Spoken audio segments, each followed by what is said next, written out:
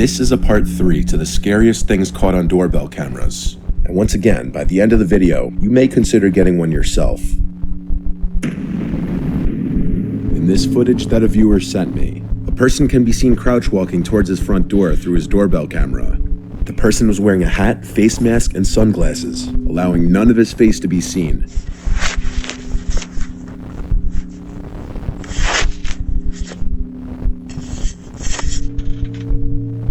After trying to open the front door and failing, the person starts to fiddle with the doorbell, noticing it's a video doorbell, so he probably tries to take it off.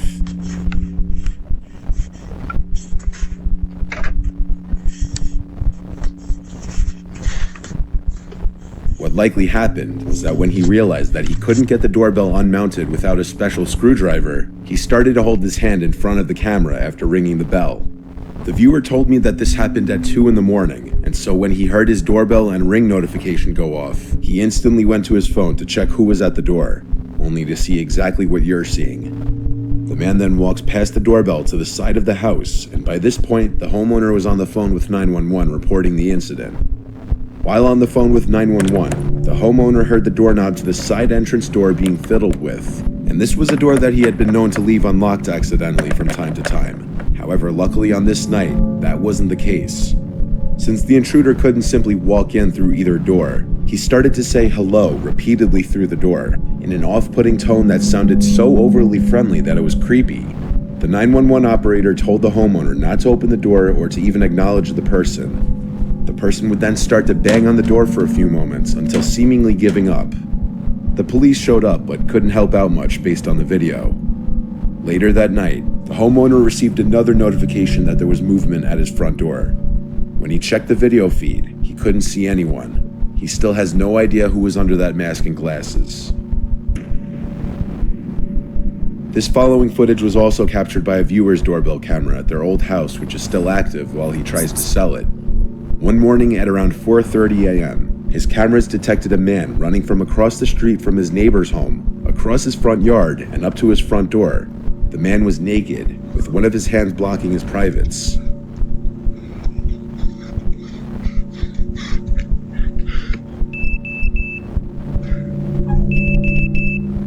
The footage was caught from 2 angles. He was arrested a short while later by local police, and was apparently high on crystal meth, and he had removed his clothing due to a fear of snakes being inside of his clothes, and he was running around the neighborhood knocking on doors and ringing doorbells yelling for help. The neighborhood is reportedly pretty quiet. The homeowner never had any sort of issues before this. In his words, he ran up my front yard onto my front porch and rang the doorbell. For the next minute or so, he was ringing the doorbell and knocking while pacing back and forth. He looked panicked, and his expression drifted from someone in pain to a look of pure crazy, and at one point said he needs help. After that, he ran off back into the night. The guy was picked up by an officer around 5 a.m. not far from his house. And this footage is why you always check who's at your door before you open it, especially if you have a doorbell camera. If someone who you don't know shows up to your door late at night, don't open it. Unfortunately, in this video, that's exactly what this homeowner did.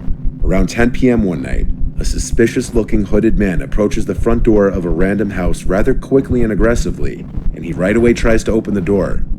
After realizing it's locked, he goes to ring the doorbell. Disappointingly, the homeowner opens the door rather quickly instead of checking who's at his door at this hour first.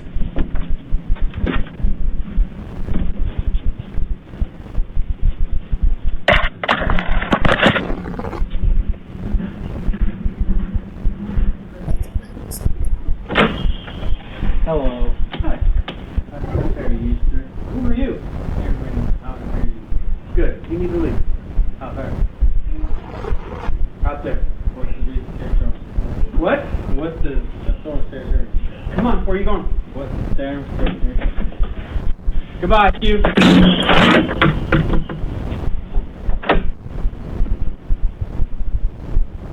The homeowner was likely too trusting a person, which put him in danger. Even his initial hi to the stranger at his door sounded overly friendly, considering the man was already creeping in the second the door was opened. The homeowner pushes the man out, causing him to punch the glass of the door before it's even fully closed. The man then stands there for another minute or so, fiddling with the doorknob a few times, though the rest of the footage is cut off.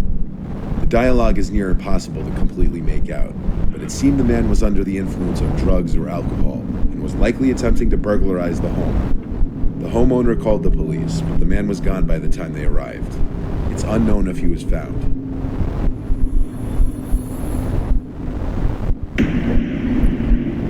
This image was posted from the owner of a Ring camera in a Facebook group to caution others. The woman warned in her post to beware a strange man wearing a white mask lurking around the neighborhood after her camera caught him trying to look into her home a little after 10 p.m. one night. The woman said, "I just want my neighbors to be aware and safe. Please, if possible, share this post. Screenshots are welcome."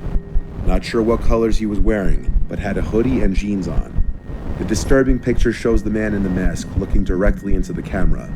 This is exactly the type of image that you'd never want or expect to see come up on your doorbell camera footage. But it's also the kind of image that would make you sure as hell grateful that you had one. Neighbors of the woman also reported seeing the man walking around and approached their front doors. Thankfully, no one opened the door to him. On May 1st, 2020, around 9:40 p.m., around the beginning of the COVID lockdown, a 45-year-old dad, Raymond Hawkins, opened the door to who he believed to be a delivery driver dropping off a parcel.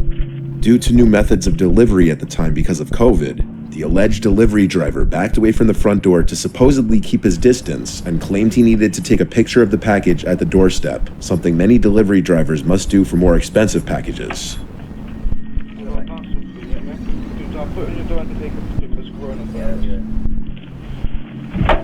At this time, the father had his guard down due to the fact that he had no idea the man in front of him wasn't a delivery driver, and that he was in fact part of a gang that was about to storm into his house, all of whom armed with knives.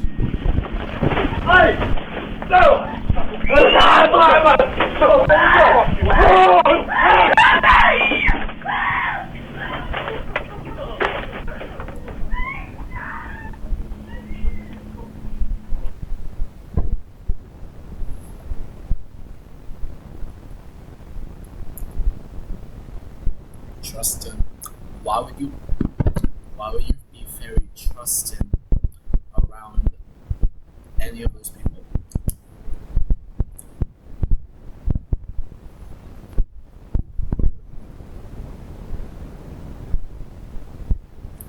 I wouldn't trust a second of this.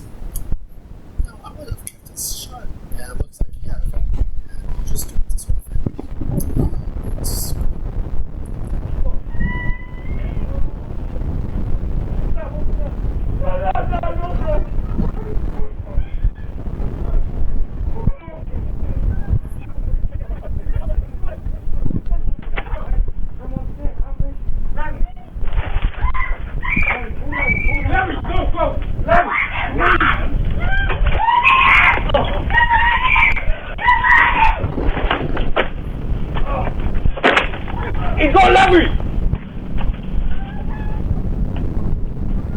Christopher Sargent, the fake delivery driver, lunges at Raymond with a knife and attacks him when he goes to pick up the package, while 3 other masked men follow from behind. Muffled cries come from the house, as there's a struggle between Raymond, his wife, and the robbers. The robbers are only in the house for a few moments before being seen fleeing the house with thousands of dollars worth of items. Raymond and his son suffered non-life-threatening injuries, while his sons were described to be worse. 2 of the culprits would be arrested. Anthony Lascelles and Christopher Sargent were both charged with aggravated burglary and possession of a knife. The other 2 culprits were never found. One thing that can be learned from a lot of these videos is that some people will go to crazy lengths to trick other people. The major red flag in this case was that the supposed delivery was taking place at 9:40 p.m., which is way past the time any notable delivery company will deliver packages, usually the latest being 7 p.m. Have you ever wished you could play a video game your way? Where you can be invincible? On April 10th, 2020, this was the footage taken by the Ring doorbell of a viewer's friend Kayla in a small California town. Kayla was being stalked by her crazy former friend Thomas, who became obsessed with her over time and would constantly express his alleged love for her, despite her telling him numerous times that she didn't feel the same way. The week that this footage was taken, Kayla was bombarded with texts and voicemails from Thomas. And as you can see if you care to pause the video and read some of the texts, it starts with what seems to be Kayla accepting his apology for his behavior. However, as the texts and voicemails just keep coming in, she begins to realize how crazy he may be. What you're about to hear are some audio clips from different voicemails he's left on her phone after she had stopped answering him. Hey, Kayla. Listen, I want to make sure you're not too worried about what happened at the party last week. I had an amazing time, and I think you're goddamn beautiful. And I'm sorry I got so sick. I wanted to come be with you while you were getting ready, and I was just so totally out of it, and I'm sorry. God, I think I might love you, and I'm sorry, and I'm gonna give you some space. I want to be there for you and be there for you, and I can't get you out of my fucking head, and I want to be there for you. God damn it. So fucking god damn it. And all I can do is think of you. I want to be with you, and I want to be with you. I want to be your Flynn Rider, and I want to be everything for you. God damn it, babe. You're fucking amazing. You are amazing. You're my knight in shining armor, and I'm so fucking terrified of you, and God, I love you so much. So much. Please call me back. No, I lied. I'm not gonna give you some space. I'm sorry. I'm coming over. I know you're up and thinking about me. I'm sorry. I'm fucking God. I'm not sorry. God, I'm coming over. Fucking, I'm already driving. I've been driving the whole time. God damn it. I'm coming over. Fucking, I'm not gonna give you space. I know you called me back. I saw that. Yep. I know you're up thinking about me. God damn it. Oh, God damn it. I'm coming over. One way or another, I'm coming over. Fucking whatever, however, whatever. God, I'm coming over. I'll see ya. I'll be there in like 10 minutes or whatever. I mean, whatever. I'm coming over right now. Damn it. I'll see ya. Bye. I love you. Rough road. Oh, it's a rough road. Fuck you, Kayla. I am fucking crazy. God damn it. What? You. I'll drive into the field. God damn it. Things like that, son. Fuck you. Fuck you, Kayla. I am goddamn crazy. I'm crazy for you. God damn it. I'll do it. I'll do it. I'll do it for you. I am crazy. Oh, that one could be a cop. That one could be a cop. We just don't know.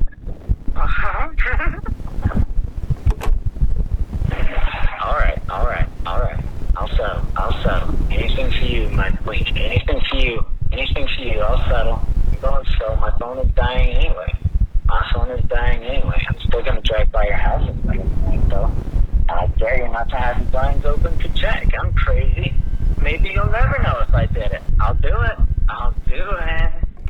The footage of him showing up to Kayla's house was right after one of his phone calls saying he's coming over, even though it was clear by his tone that she wanted nothing to do with him.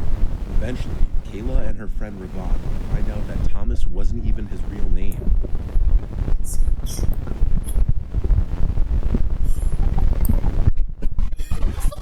I got from this. She probably good. Yeah, definitely.